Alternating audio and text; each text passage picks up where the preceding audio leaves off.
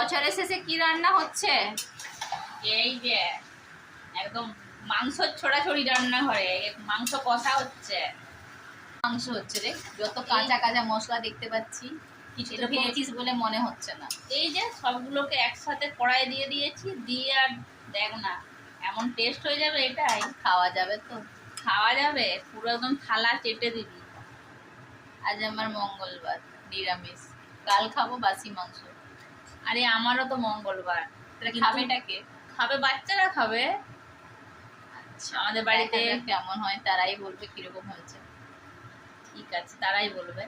আরেকটা ব্যাপার আছে, আজকে হচ্ছে মাংসটা রান্না করব, কালকে খাবো। কালকে কিন্তু আবার চিকেন কষাটা মানে এই কালকে নতুন বছরে বাসি মাংস খাওয়াবি? হ্যাঁ ওটাই তো, ওটা তো তখন ভাববি যে গত বছর রান্না করেছি আর এই বছর খাচ্ছি, কেমন লাগে, কি ফিল করবি সেটা ভাব। আচ্ছা, মানে এবছর রান্না করবো, পরের বছর খাবো। হ্যাঁ বুঝতে পেরেছি।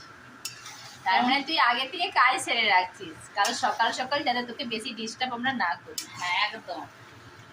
আসলে আজকে নিরামিষ আমাদের, তো বেশি কিছু হচ্ছে না। দুপুরে যা বাচ্চা কাচ্চা আছে তোর আমার হয়ে যাবে, আর টিটু আর বাবান।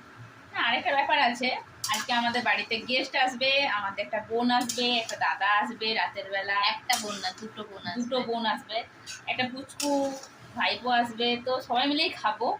আমরা খাবো না, মানে তাদের জন্য রান্না করছি, ব্যাপারটা হচ্ছে এটাই। আর কালকের জন্য বাসি মাংস না, এই যে কালকের জন্য চিকেন একদম মশলা মাখিয়ে রেডি করা আছে, এটা ডিপ ফ্রিজে রাখবো, এটা কালকে বানানো হবে, ঠিক আছে?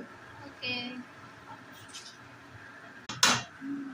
তো ঠিক আছে বন্ধুরা, পরে আবার দেখা হচ্ছে। আমি এখন মাংসটা ভালো করে রান্না করি।